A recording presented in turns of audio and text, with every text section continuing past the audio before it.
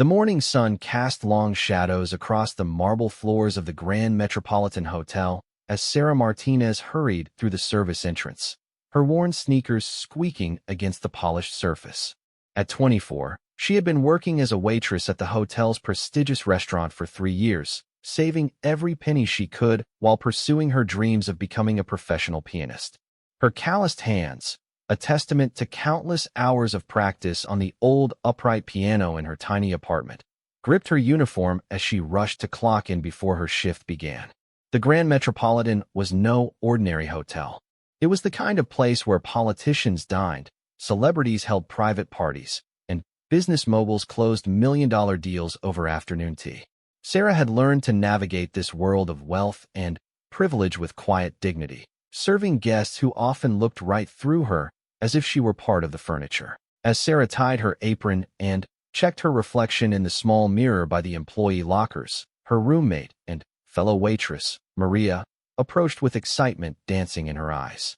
Maria had been working at the hotel for 5 years and had become something of a big sister to Sarah, always looking out for her and sharing the latest gossip from the dining room.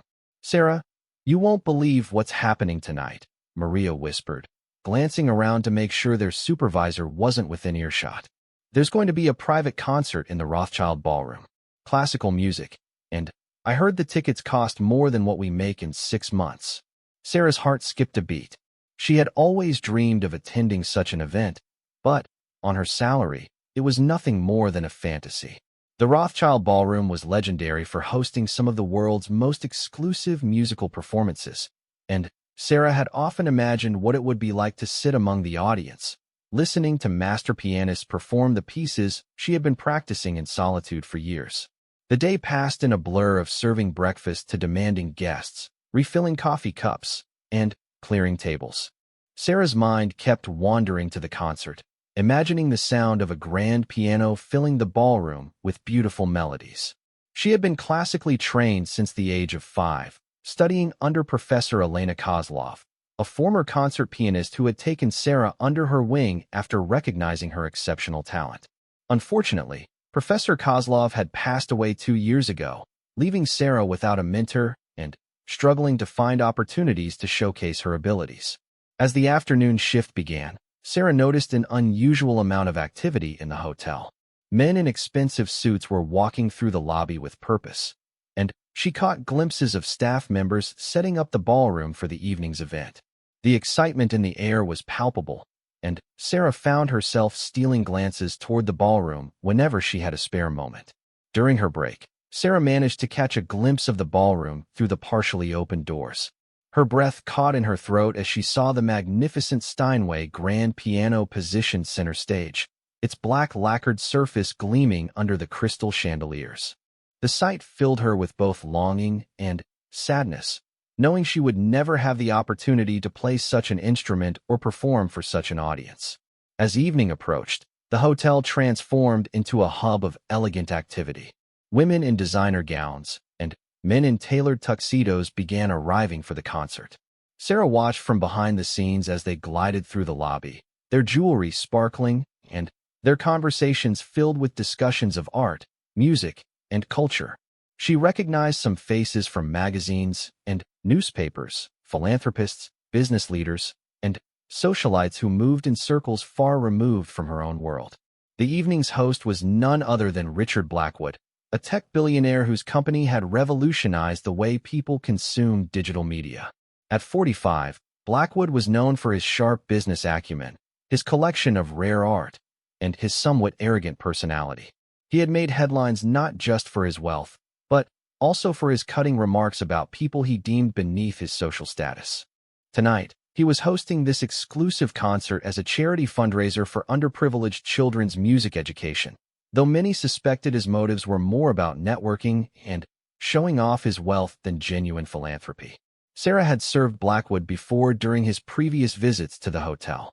He was the type of guest who never looked waitstaff in the eye, spoke to them as if they were servants from another century, and had once complained loudly when his coffee wasn't exactly the right temperature.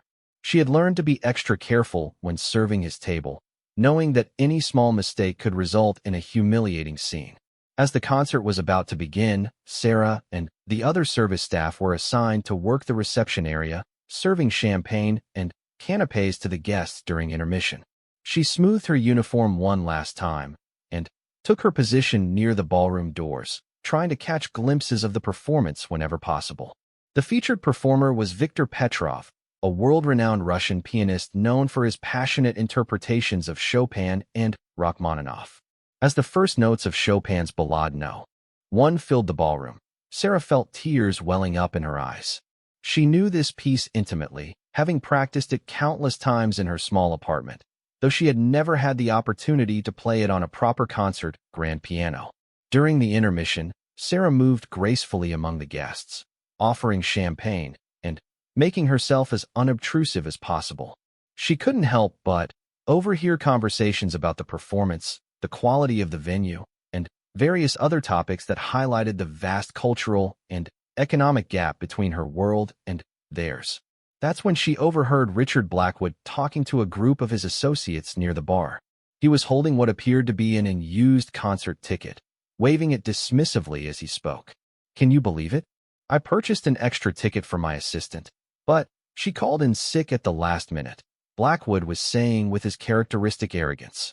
$50,000 for a seat that's going to remain empty all evening. Not that the money matters, of course, but it's the principle of the thing. Sarah's heart pounded as she heard the figure. $50,000, more than she made in 2 years.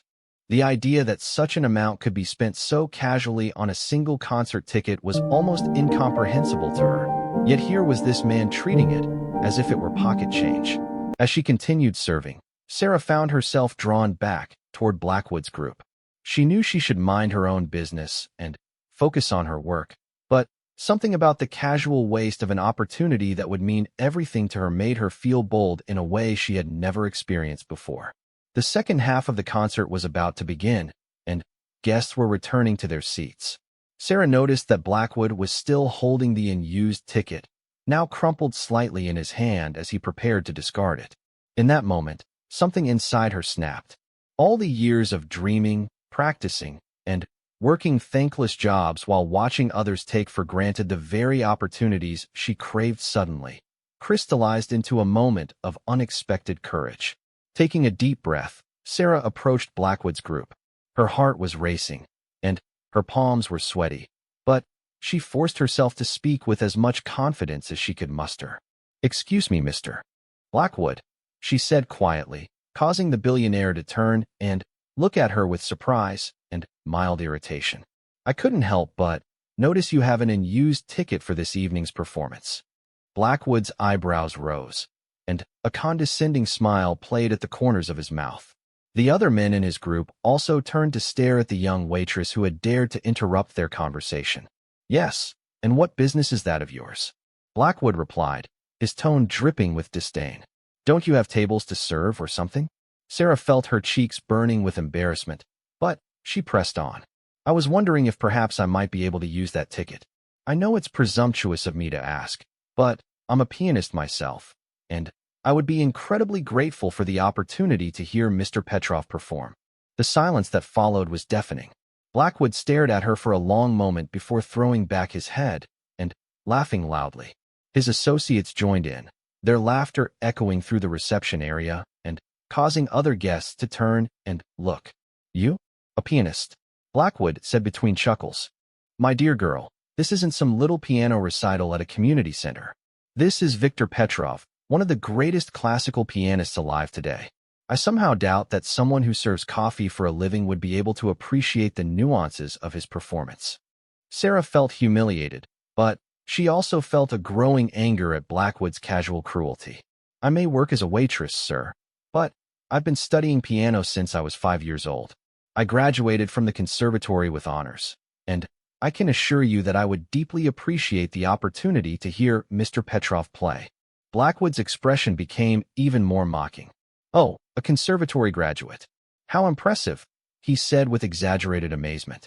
"Tell me, if you're such an accomplished pianist, why are you here serving drinks instead of performing on stage yourself?" The question hit Sarah like a physical blow, touching on every insecurity and disappointment she had faced in her musical career. The truth was complex. The death of her mentor, the lack of connections in the classical music world, the financial necessity of working to support herself while pursuing her art. But explaining all of that to this arrogant man seemed pointless and degrading. "Life doesn't always work out the way we plan, Mr. Blackwood," she said quietly. "But that doesn't change my love for music or my ability to appreciate it." Blackwood looked around at his friends, who were still chuckling at the spectacle. "Tell you what," he said with a cruel glint in his eye. "I'll make you a deal. There's a piano in the hotel's lounge area. If you can play something, and I mean really play, not just plunk out chopsticks, then I'll give you the ticket." Sarah's heart leaped with a mixture of hope and terror. She knew she could play, but performing in front of Blackwood and his friends, under these circumstances, felt like walking into a trap. Still, the opportunity to hear Viktor Petrov perform was worth almost any humiliation. "What would you like me to play?" she asked, trying to keep her voice steady. Blackwood pretended to think for a moment, clearly enjoying the power he held over her. "How about Rachmaninoff's Piano Concerto No. 2? Surely a conservatory graduate would know such a basic piece." Sarah's mind reeled. Rachmaninoff's Second Piano Concerto was one of the most technically demanding and emotionally complex pieces in the classical repertoire. Playing it solo, without the orchestra, would require incredible skill and musical understanding. It was also, coincidentally, one of her favorite pieces and one she had been perfecting for years under Professor Kozlov's guidance. "I can play that," she said simply. Blackwood's smile widened. "Excellent. This should be entertaining. Lead the way to the lounge, my dear. Let's see what a working-class pianist can do." As they walked toward the hotel's lounge, Sarah felt the weight of the moment settling on her shoulders. This wasn't just about getting a concert ticket anymore. This was about proving that talent and passion could exist anywhere, in anyone, regardless of their social status or economic circumstances. She thought of Professor Kozlov, who had always told her that music was the great equalizer, that when she sat at the piano, nothing else mattered except the music itself. The lounge was dimly lit and nearly empty, with only a few guests sitting at the bar enjoying late-night drinks. The piano was a beautiful Yamaha Baby Grand, not as magnificent as the Steinway in the ballroom, but still a quality instrument that would allow her to demonstrate her abilities. Blackwood and his associates arranged themselves around the piano area, their expressions ranging from amused anticipation to outright skepticism. Sarah approached the piano bench, her hands trembling slightly as she adjusted the seat and placed her fingers on the keys. She closed her eyes for a moment, centering herself and calling upon all the hours of practice, all the lessons with Professor Kozlov, all the love and passion she had poured into her music over the years. When she opened her eyes, her fingers began to move across the keys with the opening notes of Rachmaninoff's masterpiece. From the very first measure, it was clear that something extraordinary was happening. Sarah's technique was flawless, her touch sensitive and nuanced, her interpretation mature and deeply felt. The familiar melody flowed from the piano with such beauty and emotion that conversations throughout the lounge gradually stopped as people turned to listen. Blackwood's mocking smile began to fade as he realized that this young waitress was not just competent, she was exceptional. Her playing demonstrated not only technical mastery, but also a profound understanding of the music's emotional landscape. She navigated the piece's most challenging passages with apparent ease, her hands dancing across the keys as if she had been born to play this music. As Sarah played, she lost herself completely in the music. All the humiliation, all the doubt, all the frustration of her circumstances melted away, leaving only the pure communication between her soul and the piano. This was who she truly was, not the invisible waitress serving coffee, but an artist capable of moving hearts and minds through the power of music. The conclusion of the piece was met with stunned silence. Even Blackwood, for all his arrogance and prejudice, could not deny what he had just witnessed. Sarah had not just played Rachmaninoff's concerto. She had performed it with a level of skill and artistry that would have been impressive in any concert hall in the world. Slowly, applause began to build throughout the lounge. The few guests who had been present during her impromptu performance were clapping enthusiastically, and Even some of the hotel staff had gathered to listen and were now showing their appreciation. Sarah slipped into the darkened ballroom just as Viktor Petrov was returning to the stage for the second half of his performance. The usher, recognizing the validity of her ticket despite her unusual attire, escorted her to her seat in the third row, a position that would have cost more than her annual salary. As she settled into the plush velvet chair, Sarah felt as if she were living in a dream. The seat next to her, which would have belonged to Blackwood's assistant, remained empty, serving as a constant reminder of the extraordinary circumstances that had led her here. Around her, the audience was composed of the cultural elite of the city, art collectors, symphony board members, and patrons of the arts who had paid premium prices for the privilege of hearing one of the world's greatest pianists perform in such an intimate setting. Viktor Petrov appeared on stage to thunderous applause. He was a man in his early 50s, with silver hair and the bearing of someone who had spent decades commanding audiences around the world. As he sat at the magnificent Steinway grand piano, Sarah held her breath in anticipation. The second half of the program featured Chopin's Piano Sonata No. 2, including the famous Funeral March, followed by a selection of Liszt's most challenging etudes. As Petrov began to play, Sarah was transported to another realm entirely. This was what she had dreamed of her entire life. Not just hearing such music performed live, but experiencing it in this acoustic perfection, surrounded by people who understood and appreciated the artistry they were witnessing. What struck Sarah most profoundly was not just Petrov's technical mastery, which was undeniable, but his interpretation of the pieces she knew so well. Each phrase, each dynamic choice, each moment of rubato told a story that was both deeply personal and universally human. She found herself analyzing his technique, comparing it to her own understanding of the music, and making mental notes about passages that he approached differently than she had learned. During Chopin's Funeral March, tears streamed down Sarah's face as she thought of Professor Kozlov, who had introduced her to this music and helped her understand its emotional depth. Her mentor had often said that great music was a conversation across time and space, connecting the composer's heart to the performer's soul and ultimately to the listener's spirit. Tonight, Sarah felt that connection more powerfully than ever before. As Petrov concluded his performance with Liszt's La Campanella, the audience erupted in sustained applause. Sarah clapped until her hands hurt, knowing that she was witnessing something truly special. The pianist returned for 3 encores, each more beautiful than the last, before finally taking his final bow. As the audience began to file out, Sarah remained in her seat, reluctant to let the evening end. She watched as groups of people gathered in the aisles, discussing the performance with the kind of informed enthusiasm that came from years of musical education and attendance at similar events. She overheard conversations about Petrov's interpretation compared to other renowned pianists, about the acoustics of the hall, and about upcoming performances at various venues around the world. "Excuse me," came a voice from beside her.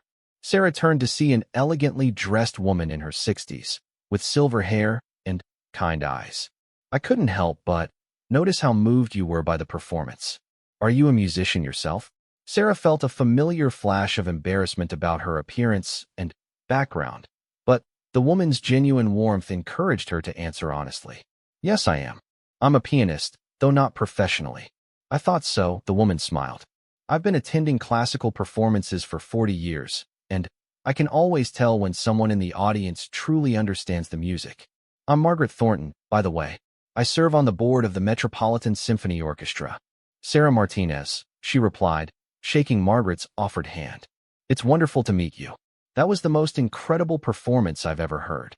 Margaret nodded enthusiastically. "Viktor is truly extraordinary. Tell me, where did you study piano?" Sarah explained her background, mentioning the local conservatory and her studies with Professor Kozlov. Margaret's eyes lit up with recognition. "Elena Kozlov? My goodness, she was legendary. I heard her perform Rachmaninoff's Third Concerto with the Metropolitan Symphony back in the 80s. It was absolutely transcendent. You were fortunate to study with her." "I was," Sarah agreed, feeling a warm glow at hearing her mentor remembered so fondly. "She passed away 2 years ago, but her influence on my playing continues every day." As they talked, Sarah noticed Richard Blackwood approaching their section. He had changed from his earlier arrogant demeanor to something more thoughtful and subdued. When he reached them, he addressed Sarah directly. "Miss Martinez," he said, his tone respectful rather than condescending. "I wanted to apologize for my behavior earlier this evening. Your performance in the lounge was remarkable, and I realize I made some unfair assumptions about you." Margaret looked between them with curiosity, clearly sensing there was more to the story. Blackwood continued, "I also wanted to ask if you might be interested in discussing a potential opportunity. I'm involved with several cultural organizations, and we're always looking for talented musicians." Sarah felt her heart racing again. After years of struggling to find opportunities to advance her musical career, the idea that this evening might lead to something more than just attending a concert seemed almost too good to be true.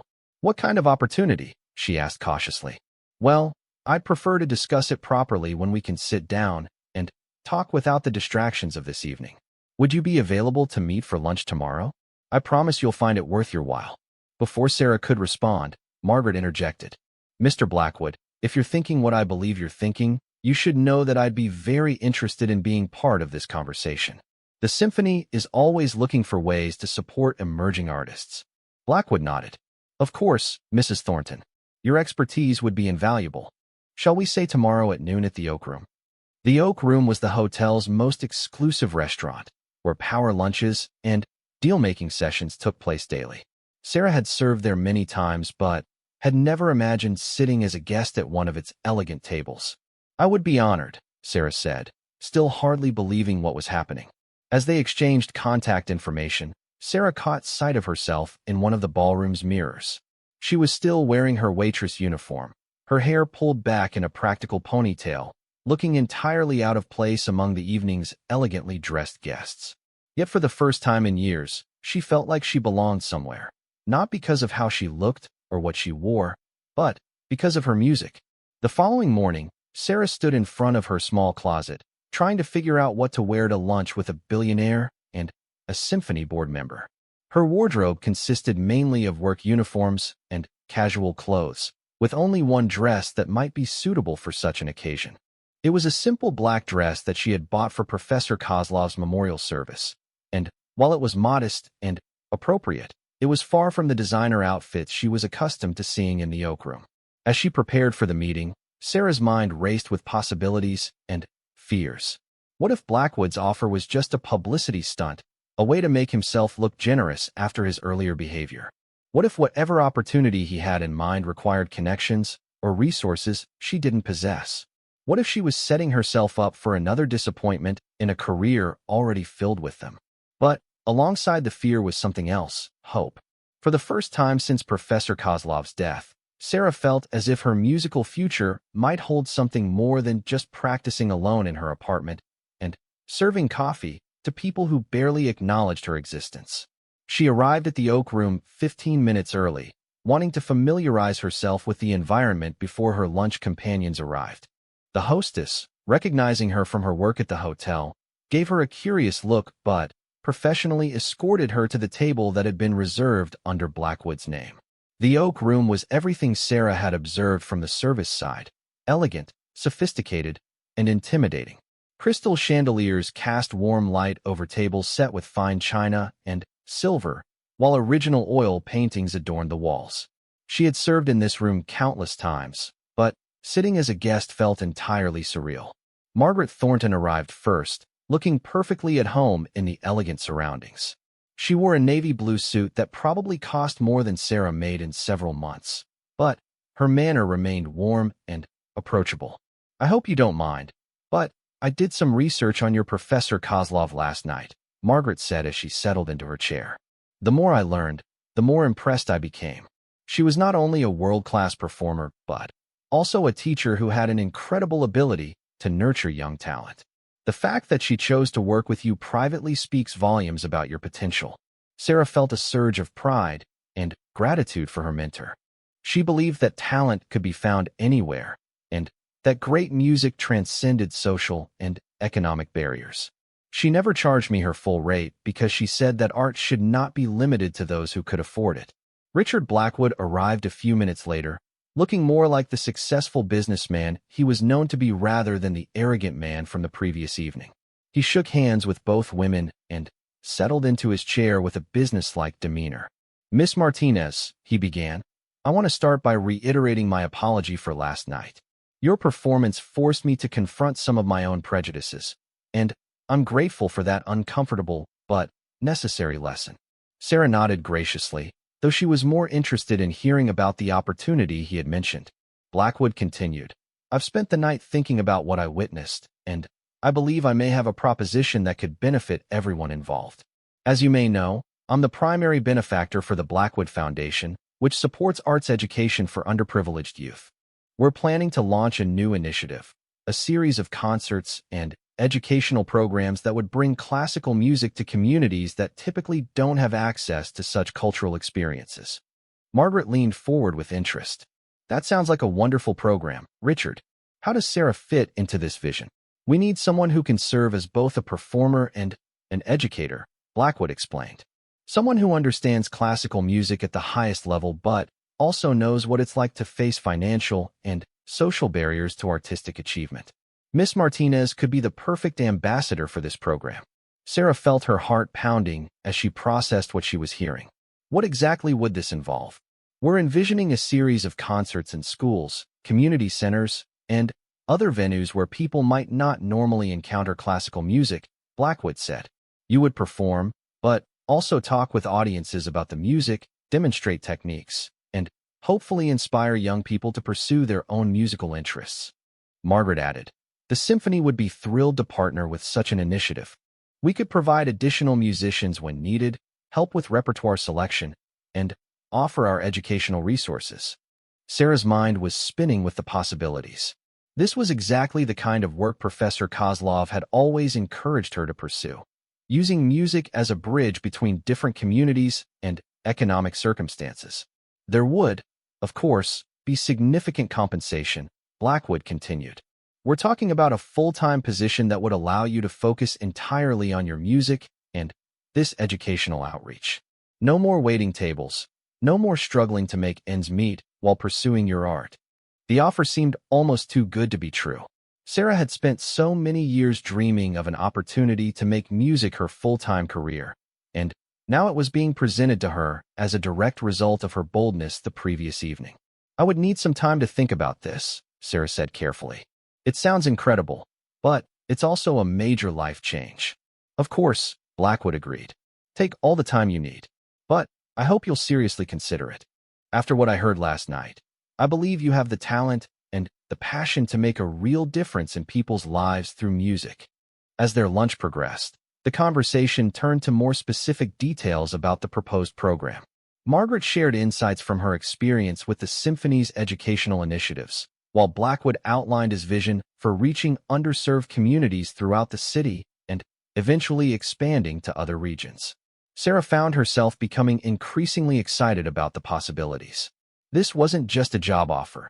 It was an opportunity to fulfill the mission that Professor Kozlov had always emphasized, bringing great music to people regardless of their background or circumstances. "There's one more thing," Blackwood said as their meal was concluding. "Viktor Petrov was quite impressed when I told him about your performance last night. He's agreed to meet with you while he's still in town, if you're interested. He rarely takes on private students, but he might be willing to work with you on developing your performance skills." Sarah nearly choked on her water. The idea of studying with Viktor Petrov, even briefly, was beyond her wildest dreams. She had watched recordings of his performances for years, analyzing his technique and interpretation, never imagining she might have the opportunity to learn from him directly. "He's interested in meeting me?" she asked, hardly able to believe it. "Very much so," Blackwood confirmed. "In fact, he suggested that any educational program like the one we're discussing would benefit greatly from having a performer who truly understands the emotional and technical demands of the classical repertoire." As they prepared to leave the restaurant, Sarah felt as if her entire life had been transformed in the span of 24 hours. Yesterday morning, she had been a waitress with musical dreams that seemed increasingly unlikely to come true. Now she was being offered a career that would allow her to combine her love of performance with her desire to share music with others. Margaret handed her a business card as they said their goodbyes. Please don't hesitate to call me if you have any questions about the symphony's involvement in this program. I have a feeling we're going to be working together quite a bit in the future. Blackwood also gave her his contact information. Think about our offer, but don't take too long. I have a feeling that opportunities like this don't come around very often for any of us.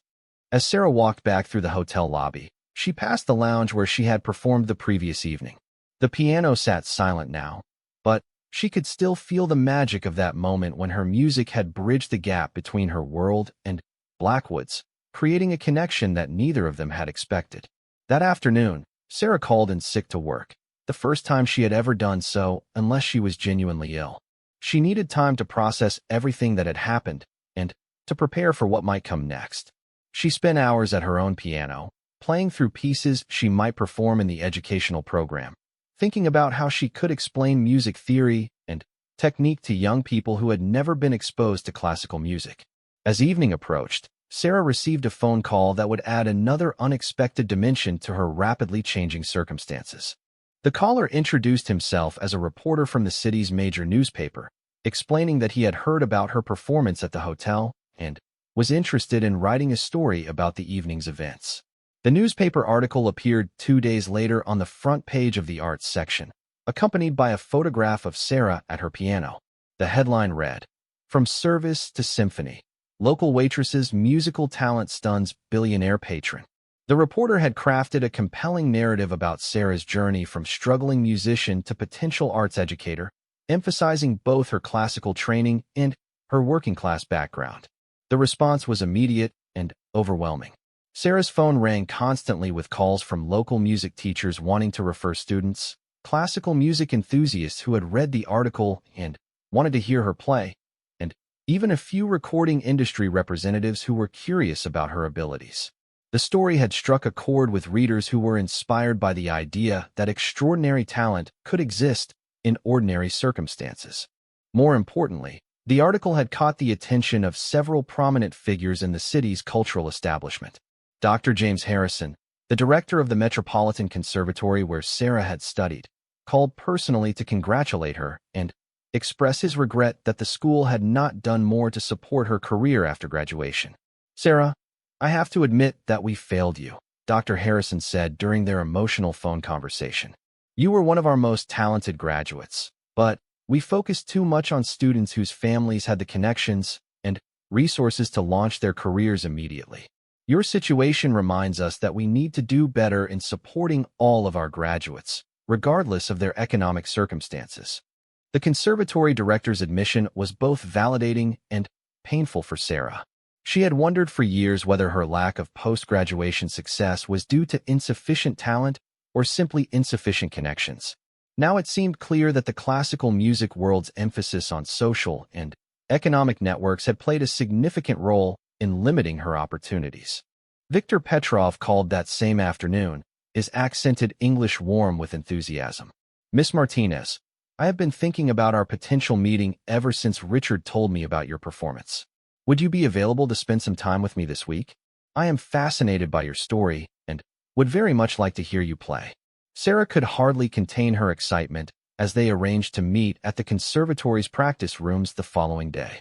Petrov explained that he was particularly interested in hearing her interpretation of Rachmaninoff, since that was the piece she had performed for Blackwood and his associates. The next morning, Sarah arrived at the conservatory an hour early, wanting to practice and calm her nerves before meeting with one of the world's most celebrated pianists. The building held so many memories for her. Countless hours of practice, master classes with visiting artists, and the gradual development of her musical identity under Professor Kozlov's guidance. As she warmed up in one of the practice rooms, Sarah was surprised to see several of her former classmates, and even some current students gathering in the hallway outside. Word had apparently spread that Viktor Petrov would be visiting the school to work with the waitress-turned-sensation who had been featured in the morning newspaper. When Petrov arrived, he was accompanied by Dr. Harrison and Margaret Thornton, who had apparently become something of an advocate for Sarah's career development. The renowned pianist was smaller in person than he appeared on stage, but his presence was immediately commanding. His eyes were bright with intelligence and musical sensitivity, and his manner was both professional and remarkably warm. "Miss Martinez," he said, extending his hand in greeting. "I am delighted to finally meet you. Shall we begin with the Rachmaninoff that has caused such excitement?" Sarah seated herself at the grand piano in the conservatory's main performance hall, aware that a small audience had gathered to observe this unusual lesson. As she began the opening measures of Rachmaninoff's Piano Concerto No. 2, she tried to block out the pressure of performing for such a distinguished musician and simply focus on the music itself. From the first notes, Petrov's attention was completely focused on her performance. He listened with the intensity of someone who understood every nuance of the piece, occasionally nodding or making small gestures that indicated his approval of particular interpretive choices. When Sarah completed the concerto's first movement, Petrov was quiet for a long moment before speaking. "That was remarkable," he said finally. "Your technical command is exceptional, but, more importantly, your musical understanding is very mature. You hear the architecture of the piece, the emotional journey that Rachmaninoff intended. This is not something that can be taught. It must come from within."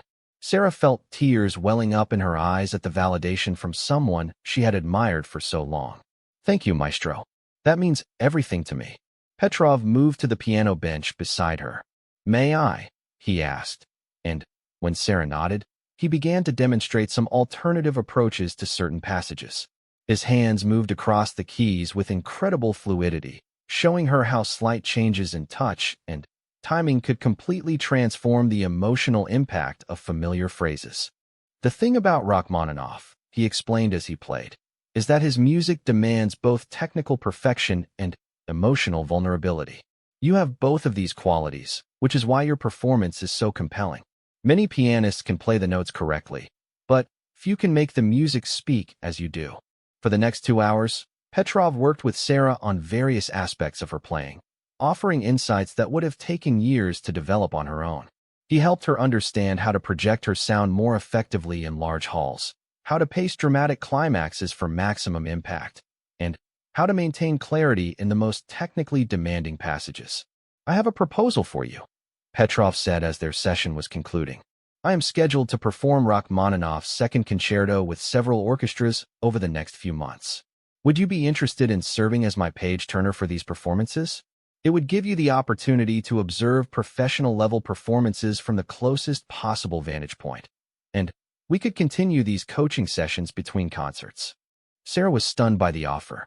Serving as a page-turner for such performances would not only allow her to observe Petrov's artistry up close, but would also give her exposure to some of the world's greatest orchestras and conductors. It was an educational opportunity that money couldn't buy. "I would be honored," she said immediately. "But what about the educational program that Mr. Blackwood proposed?" Margaret Thornton, who had been observing the lesson quietly, stepped forward with a smile. "Actually, I think Victor's offer complements Richard's program perfectly. The experience you'd gain working with professional orchestras would make you an even more effective educator and performer for the community outreach concerts." Petrov nodded in agreement. "Exactly. And who knows? Perhaps some of these orchestral performances could be followed by educational events where you demonstrate what you've learned. It could be a wonderful way to bring professional-level classical music directly to communities that don't normally have access to such experiences." As they discussed the logistics of combining these opportunities, Sarah realized that her career was developing in ways she had never imagined possible.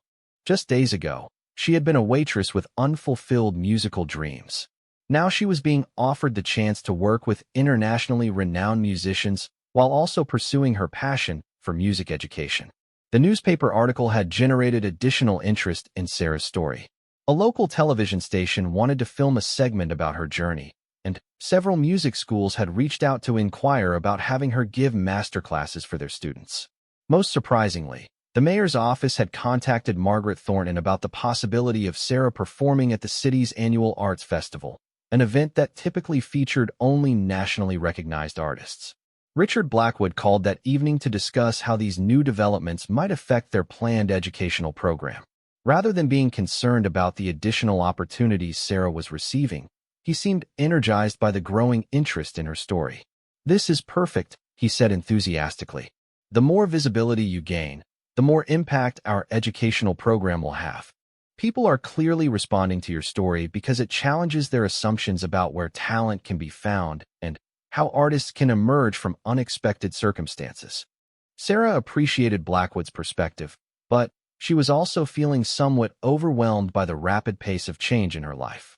Everything she had worked toward for years was suddenly happening at once, and she worried about her ability to handle all of these new responsibilities effectively.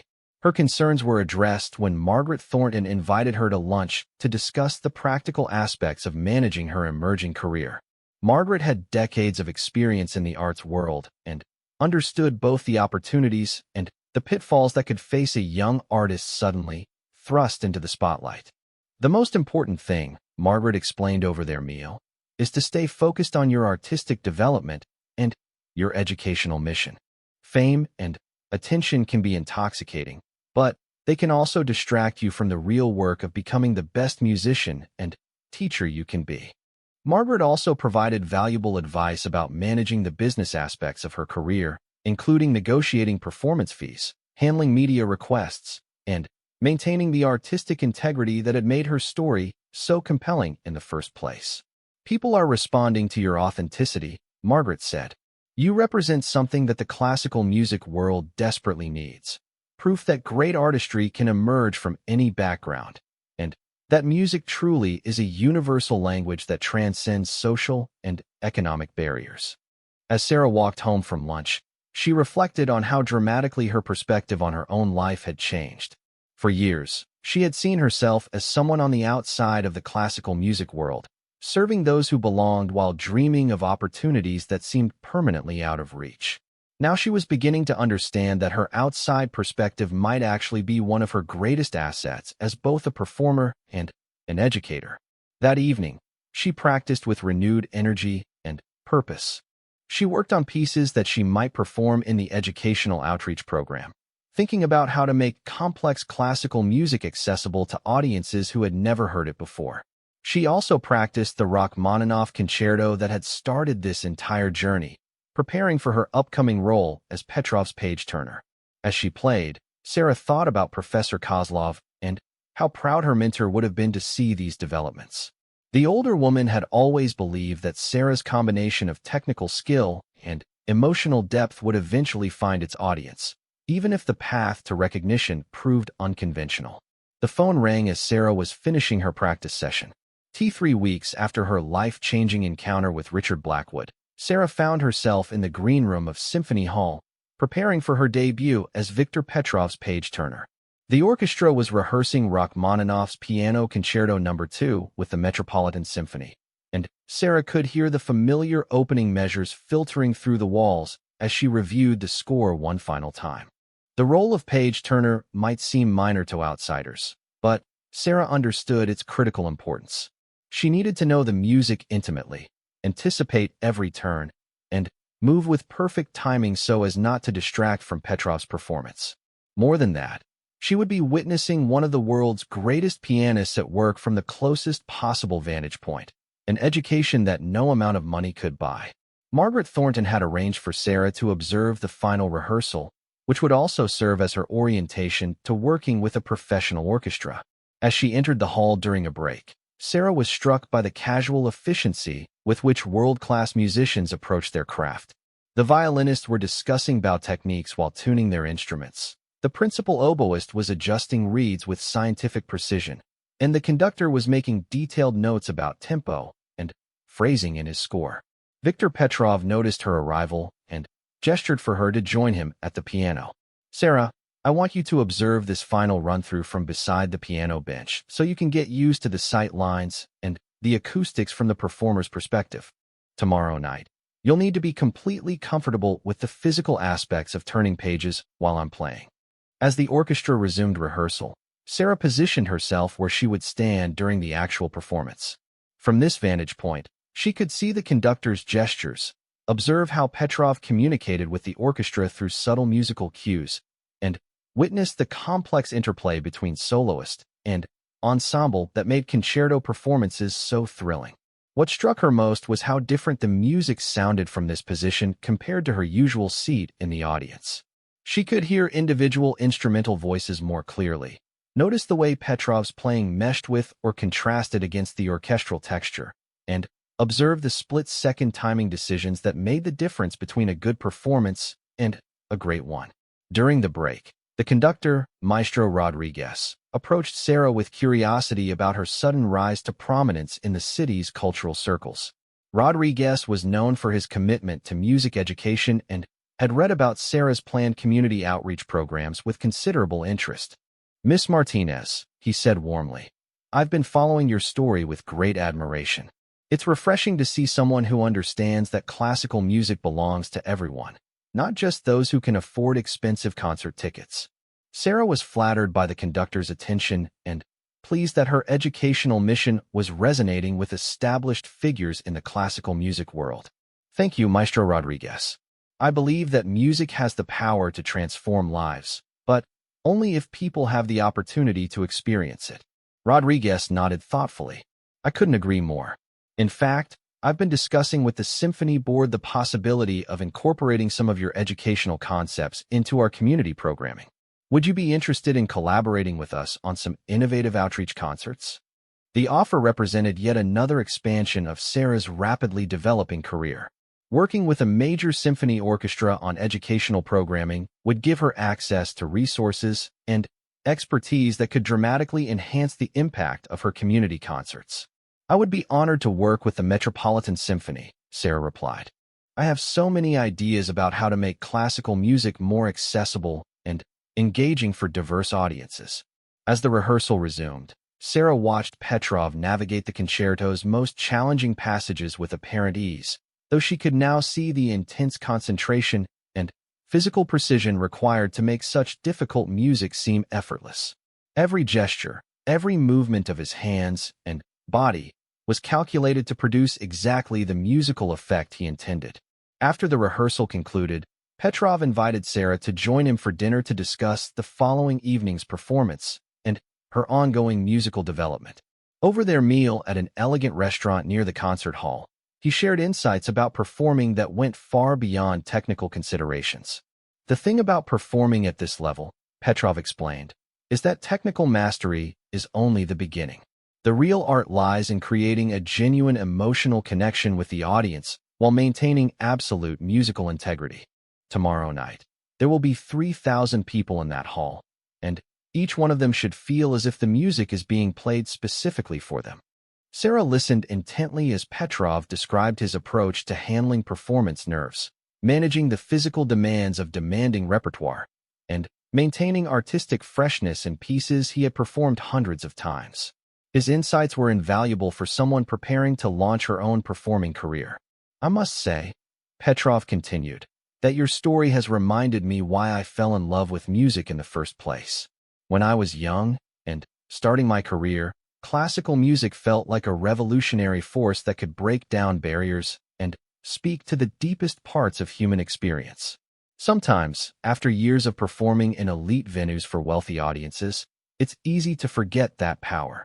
The conversation turned to Sarah's upcoming educational programs, and Petrov expressed genuine enthusiasm for her mission.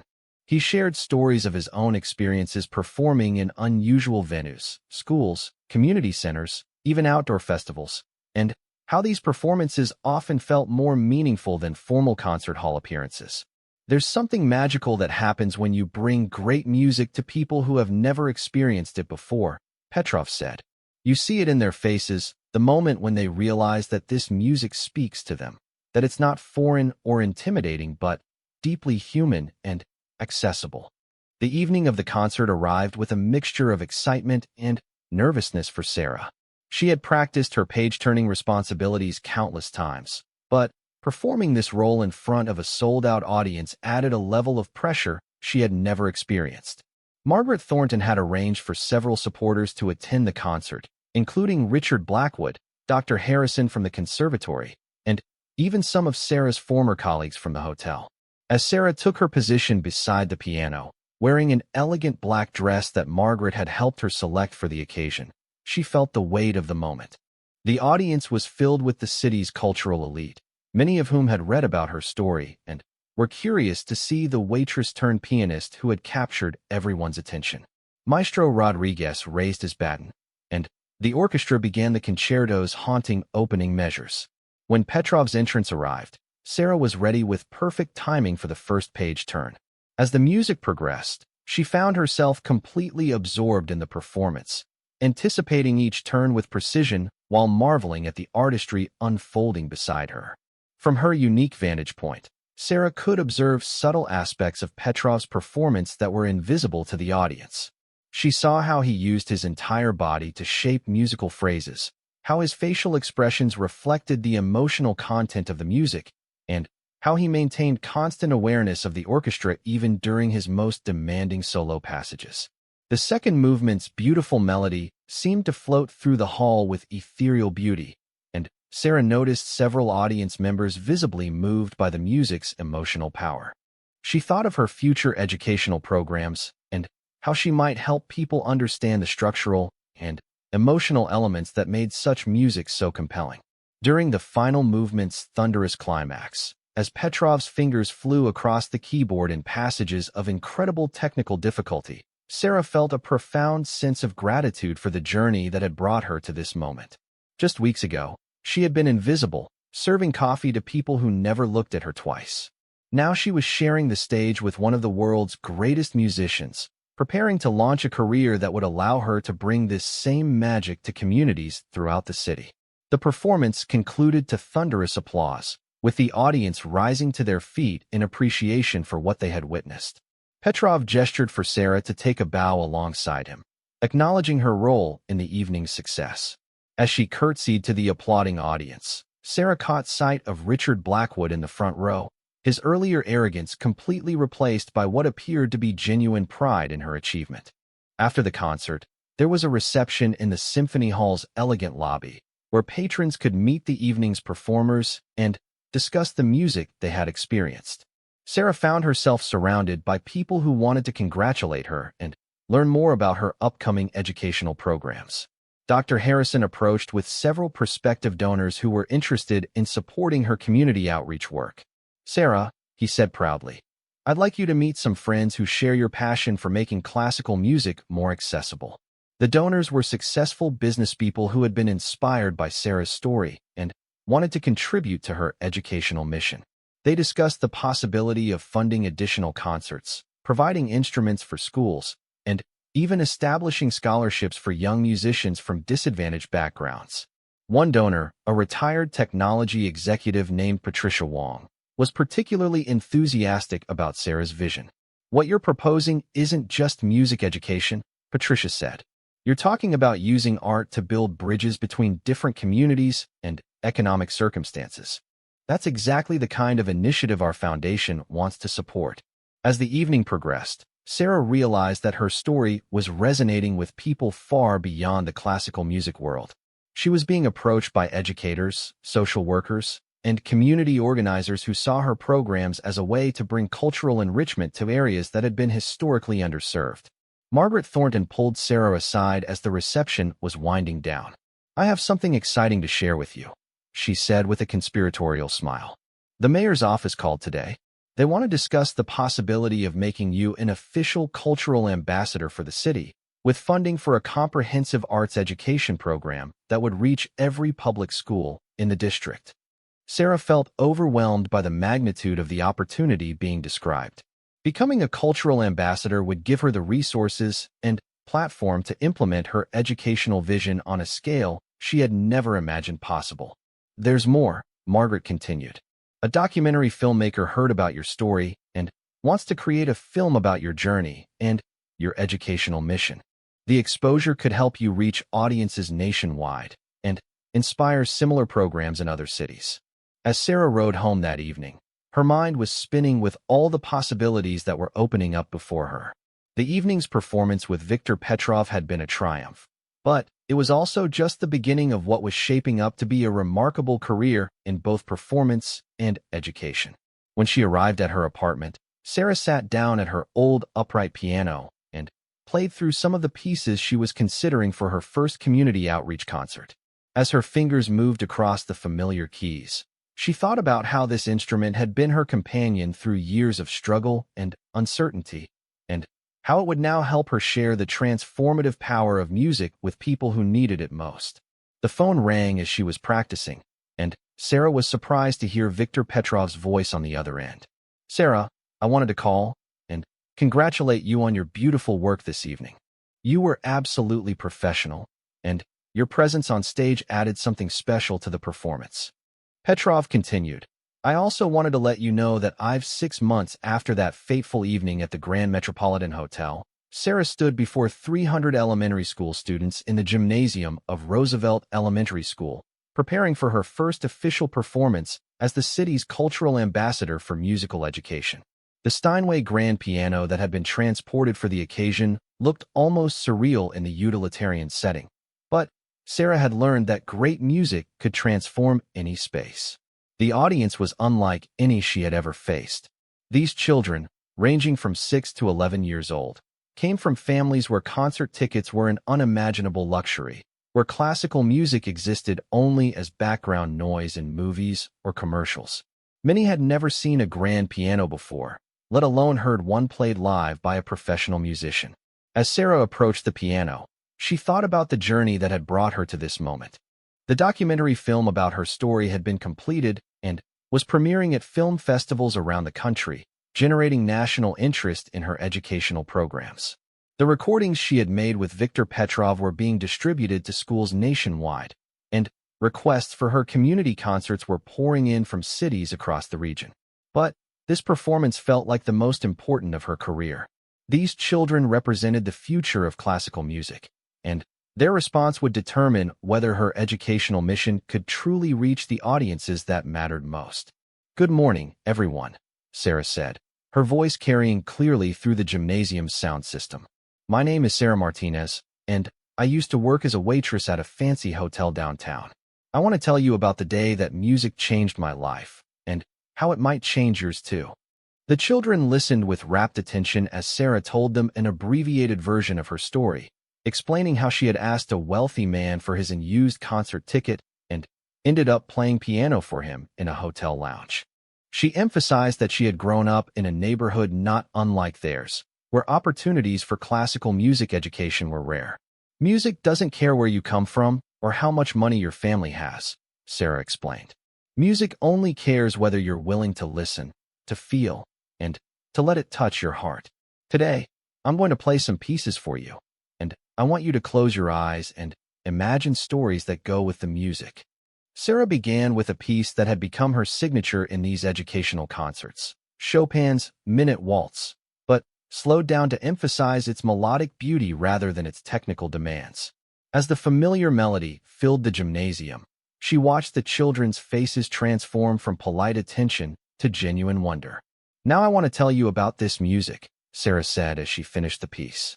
"This was written by a man named Chopin who lived 200 years ago.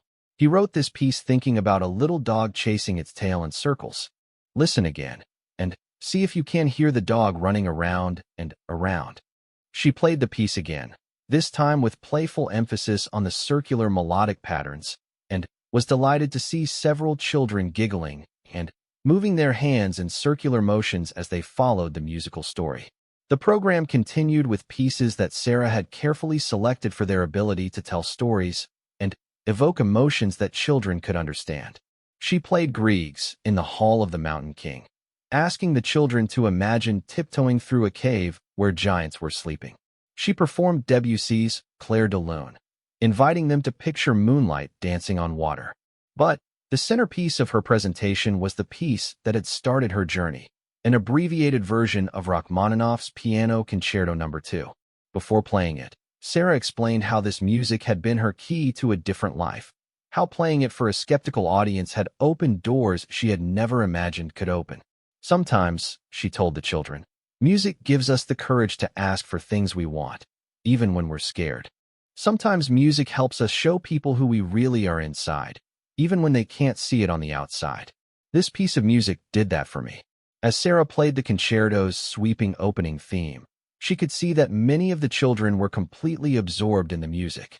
Some sat with their eyes closed, others swayed gently with the rhythm, and several had tears in their eyes as they experienced the emotional power of Rachmaninoff's composition.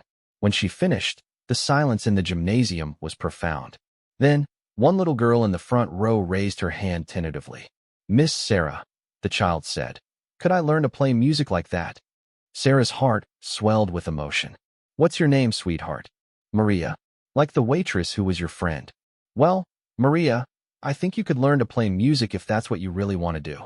Music doesn't require anything except practice and passion. Do you have a piano at home?" The little girl shook her head sadly. "We don't have room for a piano. And my mama says they cost too much money." Sarah had anticipated this moment. Thanks to the generosity of Richard Blackwood's foundation and several other donors who had been inspired by her story, she had an answer to Maria's concern. "Maria, what if I told you that every student at this school is going to have the opportunity to learn piano, right here during the school day? We're starting a program where professional music teachers will come to your school and teach you on keyboards that you can take home to practice." The excitement in the gymnasium was immediate and overwhelming. Children began talking excitedly among themselves, asking questions, and expressing enthusiasm for the opportunity to learn music. Sarah had to gesture for quiet before she could continue with her presentation. The remainder of the concert featured interactive elements that Sarah had developed specifically for these educational programs. She taught the children to clap simple rhythms, to recognize the difference between major and minor scales, and to identify various instruments by their sounds using recordings from the educational series she had created with Viktor Petrov. As the program concluded, Sarah invited questions from the audience. The children's curiosity was both touching and insightful. They wanted to know how long it took to learn to play difficult pieces, whether their fingers would hurt from practicing, and if they could someday perform in fancy concert halls like she had. One boy near the back raised his hand with a particularly thoughtful question. "Miss Sarah, when you were a waitress, did you ever think you would become famous?" Sarah considered the question carefully before answering. "You know, I never thought I would be famous, and I'm not sure I would call myself famous now. But I always believed that music was important, and I always hoped that someday I would be able to share it with people who needed it. Sometimes the best dreams are the ones we don't even know we're dreaming." After the formal presentation ended, Sarah remained at the school for another hour, answering individual questions and playing requests for children who wanted to hear specific pieces. Several teachers approached her with excitement about the upcoming music education program, and the school's principal thanked her repeatedly for bringing such inspiration to their students. As Sarah was packing up her music, Maria, the little girl who had asked about learning to play, approached with her teacher and her mother, who had come to pick her up from school. "Miss Sarah," Maria said shyly, "my mama wants to thank you for coming to our school." Maria's mother, a woman who looked tired from long hours at her job as a housekeeper, stepped forward with tears in her eyes. "Miss Martinez, I listened to your concert from the hallway, and I have never heard anything so beautiful. Maria has been talking about wanting to play piano for months, but I didn't know how to help her. Now she has hope, and so do I." The encounter reminded Sarah why she had been so passionate about developing these educational programs. It wasn't just about exposing children to classical music. It was about showing them that their dreams could be valid and achievable, regardless of their circumstances.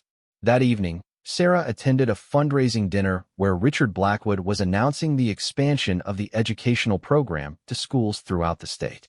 The event was held at the same hotel where their initial encounter had taken place, though now Sarah entered through the front door as an honored guest rather than through the service entrance as an employee. During his speech, Blackwood recounted the story of their first meeting, acknowledging how his initial prejudices had nearly prevented him from recognizing Sarah's extraordinary talent. "Sarah Martinez taught me that excellence can emerge from anywhere, and that our assumptions about people are often our greatest barriers to recognizing their potential." Sarah was invited to perform for the dinner guests, many of whom were wealthy philanthropists considering contributions to the music education program. As she played Rachmaninoff's Piano Concerto No. 2, the piece that had started everything, she thought about how much had changed since that evening when she had nervously approached Blackwood about his unused ticket. The performance was met with enthusiastic applause, but, more importantly, It resulted in commitments for funding that would allow the educational program to reach thousands of additional students. Sarah had learned that her story resonated with donors not just because it was inspiring, but because it demonstrated the practical impact that arts education could have on communities. After the dinner, Sarah was approached by a representative from a major television network who was interested in creating a weekly program featuring her educational concerts.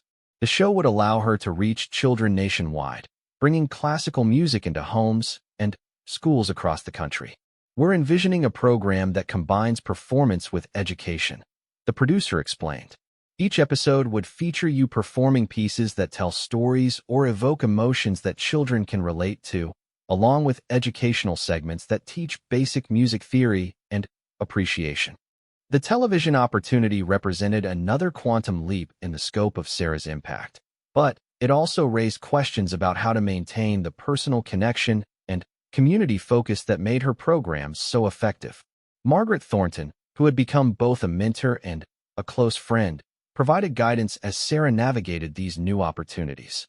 The key is to remember why you started this journey, Margaret advised. Every decision should be evaluated based on whether it helps you reach more children and share your love of music more effectively. As the evening wound down, Sarah found herself standing in the hotel lounge where she had first played for Blackwood and his associates. The piano was the same, though it had been tuned and polished for the evening's events. She sat down and played a quiet version of Chopin's Nocturne in E-flat major, thinking about the circular journey that had brought her back to this place. Viktor Petrov, who had flown in specifically for the evening's fundraiser, joined her at the piano. "You know," he said, "I've been thinking about that night when you first played here. At the time, it seemed like a chance encounter, but I'm beginning to think it was inevitable. Talent and determination have a way of creating their own opportunities." Sarah smiled as she continued playing. Professor Kozlov used to say that music would find a way to express itself, no matter what obstacles it faced. I think maybe she was right.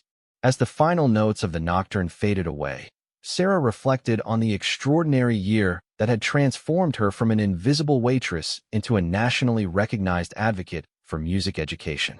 The journey had required courage she hadn't known she possessed, but it had also revealed a capacity for leadership and inspiration that she was still learning to understand. Tomorrow would bring new challenges and new opportunities. There were schools to visit, programs to develop, and children to inspire. The television show would begin production in the fall, and there were already discussions about expanding the educational program internationally. But tonight, Sarah felt a deep sense of satisfaction about the path her life had taken.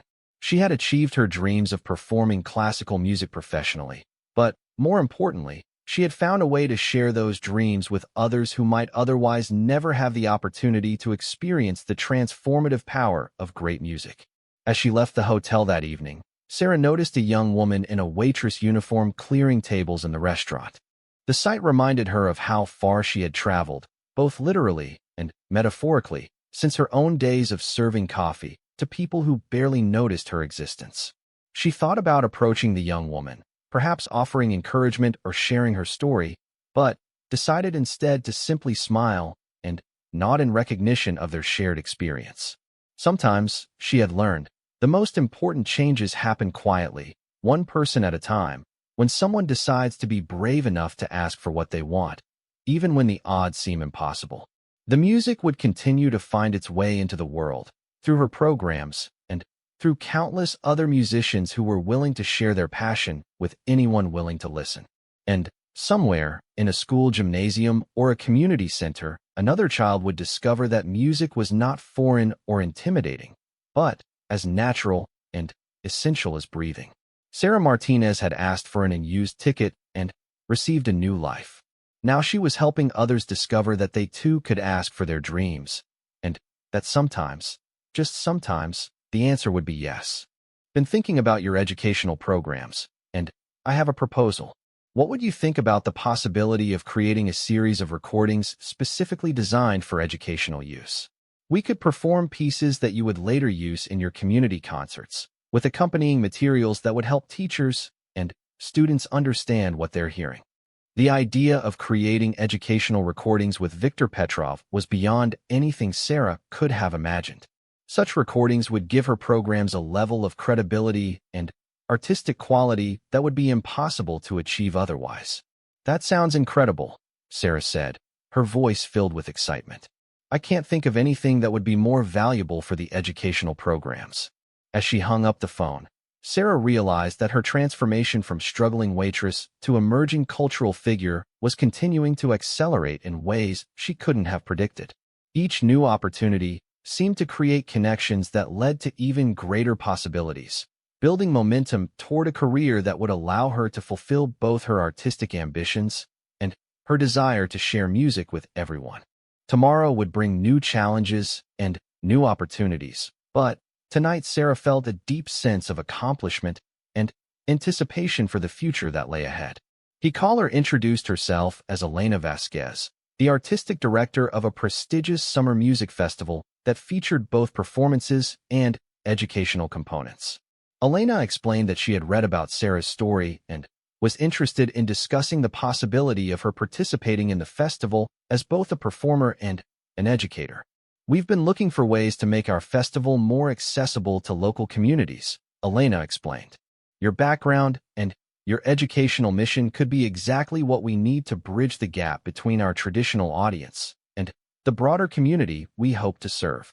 The summer festival opportunity would provide Sarah with exposure to an international audience of classical music enthusiasts, as well as the chance to work with some of the world's most distinguished musicians. It would also advance her educational goals by allowing her to develop programs specifically designed to introduce classical music to diverse audiences. As Sarah went to bed that night, she marveled at how completely her life had changed since that moment of boldness when she had approached Richard Blackwood about his Unused concert ticket. Each new opportunity seemed to lead to others, creating a snowball effect that was carrying her toward the musical career she had always dreamed of but had begun to believe was impossible.